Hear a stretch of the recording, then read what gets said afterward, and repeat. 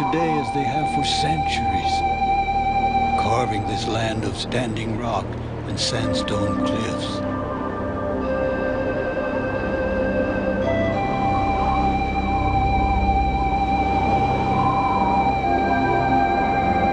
Today, there is no one who hears the wind.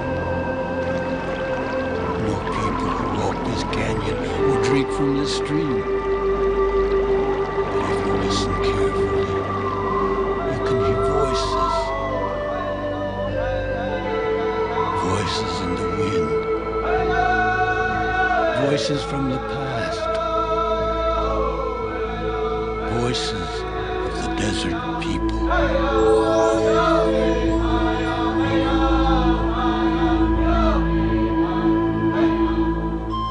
There were many people who called the desert their home.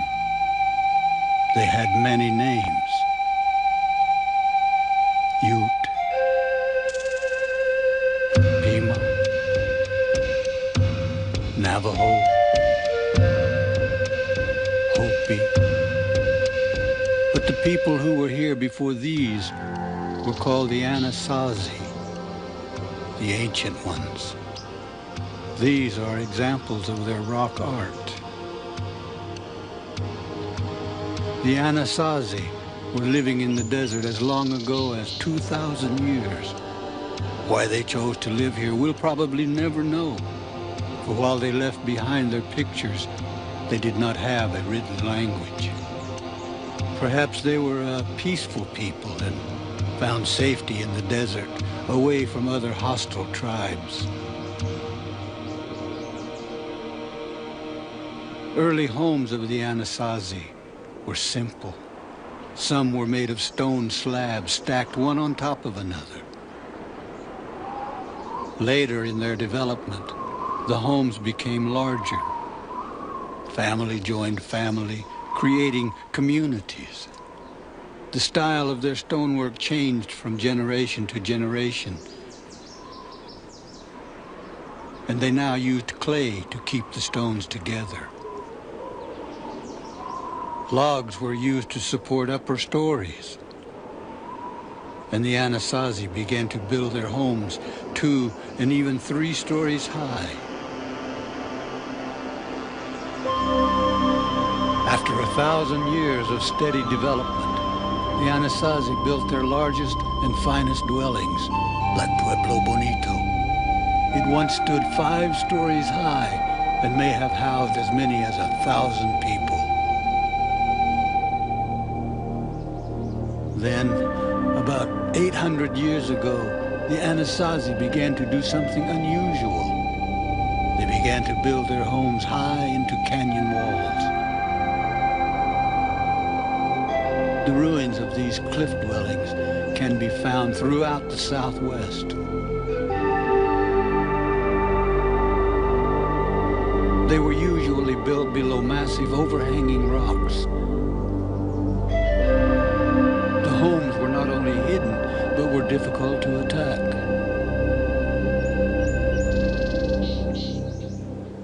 The Anasazi grew beans, corn, and other crops on the flat mesas that were located directly above their homes. Each day they had to climb steep trails to go to and from their fields. They made fires next to their homes for cooking and warmth during the cold winters. They sharpened their tools and weapons on the sandstone rocks used to make their walls. And here too they made their rock art. The Anasazi made beautiful pottery. They wove baskets from the bark of trees. From the bones of animals, they made needles and awls. And from flint and other rock, they chipped weapons that were not only functional, but also beautiful. Who were the Anasazi? Where did they come from? How did they get here? While many Native Americans explain their origin in a different way, most anthropologists believe the following. About 30,000 years ago, North America looked much like it does today. A narrow stretch of ocean separated Asia from this continent. There were no people living here. Then, ice began to advance across the northern hemisphere. As it did, sea levels dropped, exposing a land bridge connecting Asia with North America. Large game animals like bison and mammoth crossed this land bridge, entering the new continent, soon followed by Asian hunters. There were probably several migrations over thousands of years, and eventually the people spread throughout North and South America before the ice retreated and the land bridge became covered by water again. There were hundreds of tribes, but each can be classified into one of several groups according to the natural environment in which they lived. The names of the groups are the eastern woodlands, the plains, the southwest, the Great Basin,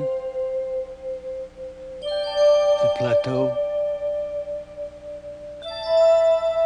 California, and the northwest coast. Each of these groups lived in an environment that was unlike the others. None of the others lived in an environment quite like this one, the Southwest, the land of the desert people.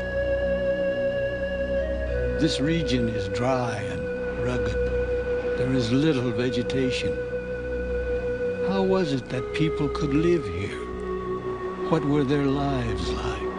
For the answers, we need only listen to the wind that has blown for centuries. I am Akina. This is my father, Tokama. We have been hunting most of the afternoon, and even though my father is the best hunter in our clan, we have not been very lucky. The rains have not come in many passings of the moon. The creeks are nearly dry, and my father says that there are fewer rabbits because of it.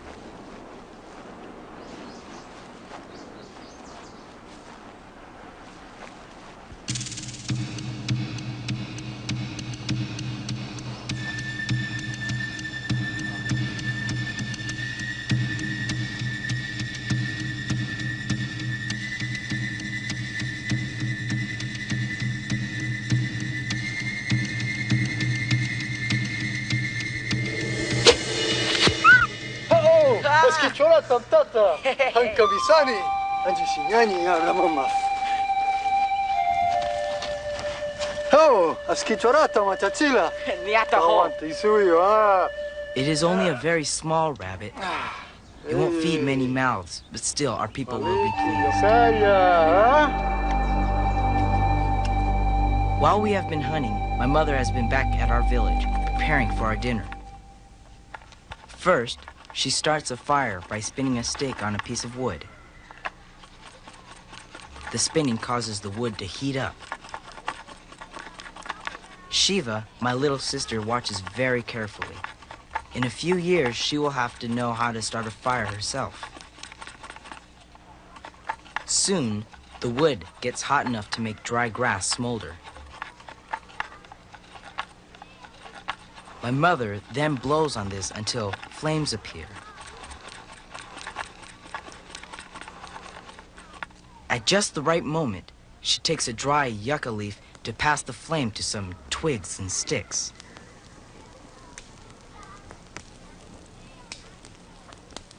She adds to this until there is a real fire. Corn is eaten at practically every meal. We grow it ourselves. The kernels first must be ground.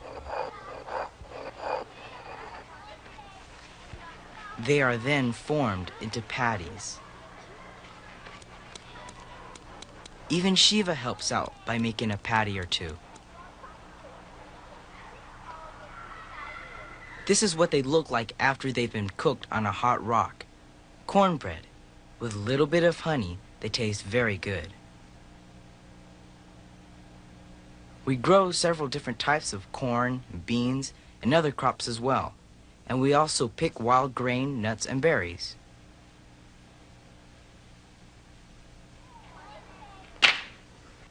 While my mother cooks, my father will make more tools. Many of our knives, axes, and arrowheads are made the same way, from flint, chert, and other rocks found in our area. My father has broken a piece of flint off of a larger piece. He uses a hammerstone to chip away at the flint. He must be careful. If he hits the flint too hard or in the wrong place, it will shatter. Gradually, the flint is worked into the desired shape.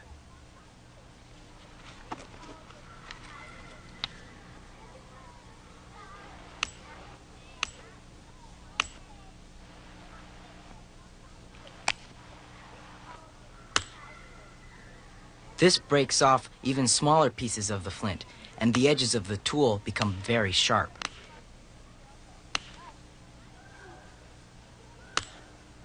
In just a short time, my father has made a knife. It is very sharp and is used for cutting, scraping, and chopping. My father can make many tools, axes, cutters, and scrapers of many types, and of course, arrowheads. Sometimes we put handles on our tools. This makes them easier to use and more effective.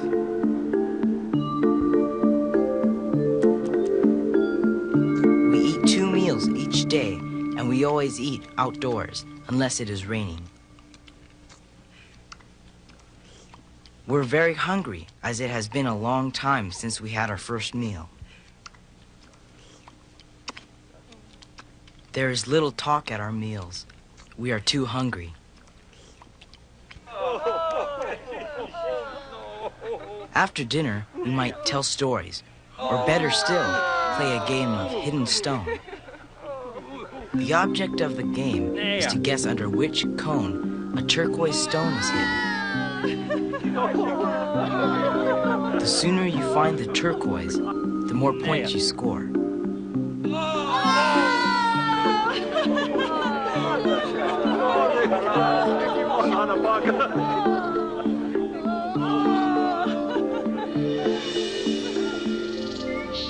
The next day is one of great excitement. My father and my uncle have been chosen by our clan to travel far to the south to trade with people of another tribe.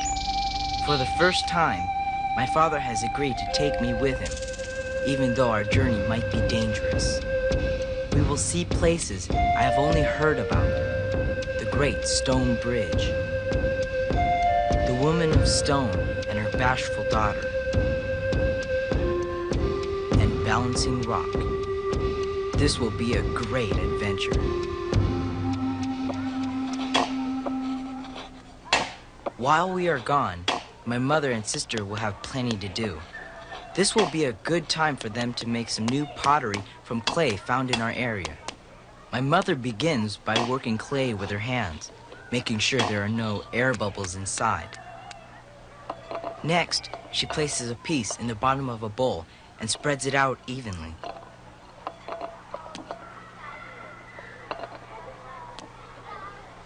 When the inside of the bowl is covered, my mother places a coil around the edge and smooths this out. She keeps adding coils and smoothing until the pot reaches the desired shape. After drying in the sun, the pot changes to a lighter color and it is placed in the fire where it is covered with another pot. Wood is stacked around this. After several hours in the fire, the pot becomes very hard and waterproof. After firing, the pot is decorated. Practically all of our pottery is painted the same color, black on white. Another job that always needs being done is sewing. My mother is adding a rabbit fur to a blanket. As always, Shiva is right by her side. The needle my mother uses is carved from the bone of a deer, another animal we hunt in our area. We use rabbit furs for our blankets, robes, and clothing. We also use deerskin, but rabbit fur is much softer, and it is Shiva's favorite. My father and I have come to the place where we meet the traders from the other tribe. My father has met them before, and they have become friends. One of the traders, Loho, has brought a strange green bird. It is said to come from a faraway land. The bird is very friendly and quite smart. With just a little help from Loho, it will lie on its back and roll over.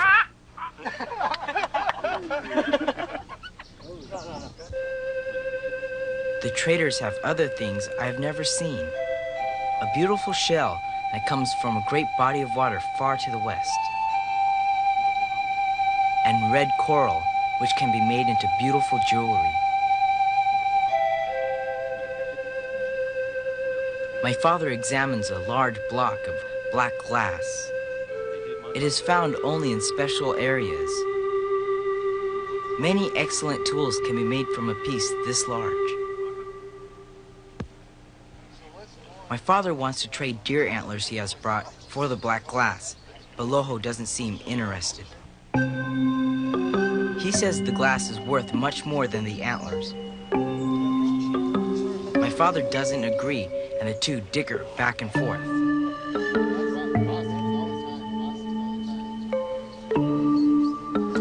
Until finally, Loho gives in.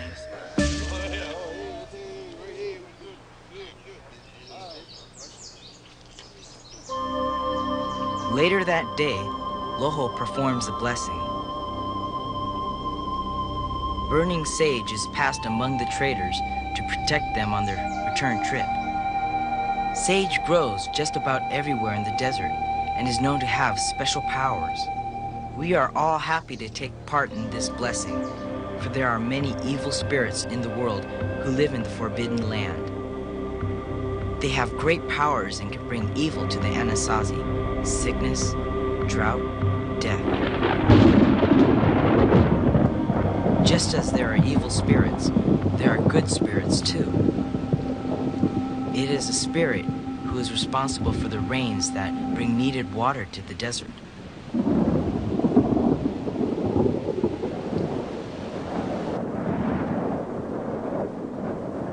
It is a spirit who is responsible for the wind which spreads the seeds of the desert plants. If our people lead good lives, respecting nature in all its creatures, we will be permitted to live with the good spirits after we die. It had been 2 days since we left the traders, and we were passing through the land of the hostiles, a fierce, war-loving people. We hoped we wouldn't see any.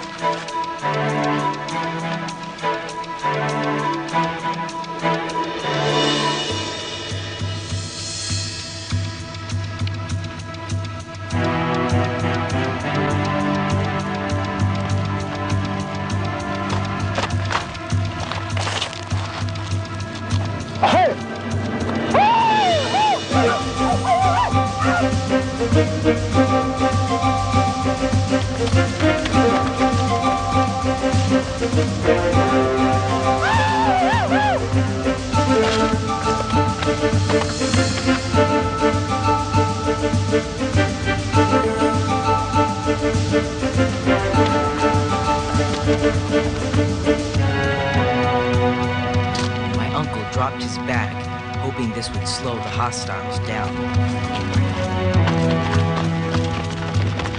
It did, but not for long.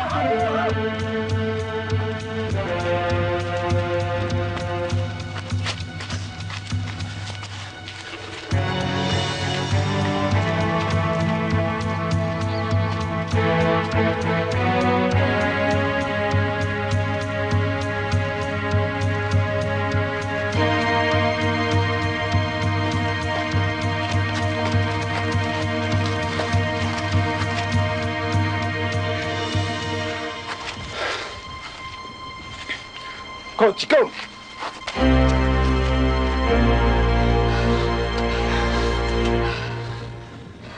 We hid in the cave for most of the day. Finally, when we thought it was safe, we left. During the chase, we lost some of the things we had traded for. Our people will not be too disappointed, for they will be happy we have returned with our lives. Akina, his father, and his uncle made it back safely, but the days of the cliff dwellers were coming to an end. No one is sure why, but the Anasazi abandoned their dwellings around the year 1300. It is believed the people settled in other parts of the Southwest, where they became known as Pueblo Indians. Here they built adobe villages along rivers and farmed the land. They lived in peace for hundreds of years until a new people, the Europeans, entered the continent. Indians everywhere were forced to give up their way of life and to live on small reservations, areas of land set aside for Indians. No longer able to hunt and fish in the old ways, the Indians were rationed food and clothing by the government. Some government agents who were supposed to help the Indians were dishonest. They stole money and supplies, so the Indians never got all that they were entitled to. As a result, the Indians lived in total poverty, and many starved. Tribes were forced to give up many of their traditions and could no longer perform many of their religious rites and ceremonies. Many Indian children were separated from their families and were sent to strict boarding schools where they were forced to give up their Indian ways. In the 1950s, the government encouraged Native Americans to relocate to the nation's cities where they could find jobs and live in modern ways. But not all Indians chose to do this.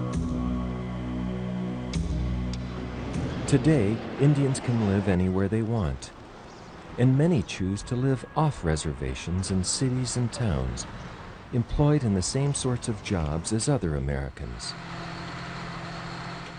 But more than 500,000 Indians prefer to live on reservations throughout the United States. Life here is much better than it used to be, and in some ways is similar to life anywhere else. Indians drive cars and live in modern dwellings like other Americans. They dress in modern clothing and shop in stores. They go to movies. Many attend Christian churches. Indian children go to schools that look like schools anywhere and study the same kinds of subjects. They play the same sorts of games and enjoy the same things as other American children. While reservation life is a lot like life anywhere else, there are some big differences. Unemployment is very high. On some reservations, 4 out of 5 people are out of work, and because of it, alcoholism and poverty are widespread. One of the reasons unemployment is so high is because few businesses will come to the reservation. That's why some Indians are starting up their own. Zuni Technologies is one of them. This furniture company is owned and operated by Zuni Indians here in New Mexico. There are plenty of furniture companies in the United States, but this one is unique. All of its furniture is accented with beautiful Zuni designs and colors that have long been associated with the Zuni people. Zuni Technologies has not only brought needed jobs to the reservation, but its furniture is prized by people throughout the country. But good-paying jobs like these are few. In recent years, many tribes have opened gambling casinos in order to create jobs and bring in additional income. But only a few tribes, those near major cities, have actually profited from casinos. A few Native Americans are able to earn good livings by selling their arts and crafts. The Navajo are famous for their beautiful jewelry. Talented silversmiths can earn hundreds, even thousands of dollars for a single piece. Their designs often include turquoise, coral, and a variety of other materials. Navajo weavers use simple looms to weave rugs and blankets. This weaver is showing her niece how to weave so that she might be able to do it herself one day. When this rug is finished, it will fetch thousands of dollars from a tourist. Indians have been doing beadwork for many generations, and some still do it today. Beadwork like this is prized by collectors, and a single piece might sell for thousands of dollars. Crafts like these not only bring in needed income, but they enable craftspeople to stay in touch with their traditional ways. And that's important to many Indians. That's why some Pueblo families prefer to live in the very pueblos in which their ancestors lived. Some pueblos are hundreds of years old, and many have no electricity or running water. That's why this Navajo family still keeps its traditional home, the hogan, and will visit it on special occasions. That's why some Indians still plant corn in the old ways and use grinding stones to grind it into flour, just like their ancestors did. That's why they will occasionally cook Indian fry bread over an open fire, in the same way food was cooked centuries ago. It's why they still gather wild plants and make Navajo tea. That's why some families still raise sheep, which has been a Navajo tradition for hundreds of years. Sheep are important not only for their meat, but also for their wool, which is used to weave blankets and rugs. That's why Indians everywhere continue to celebrate their ancient ceremonies and festivals. Some of these dances date back hundreds, even thousands of years, and may be similar to those that were performed by the Anasazi. So, while the Anasazi may be gone, their spirit and many of their traditions live on.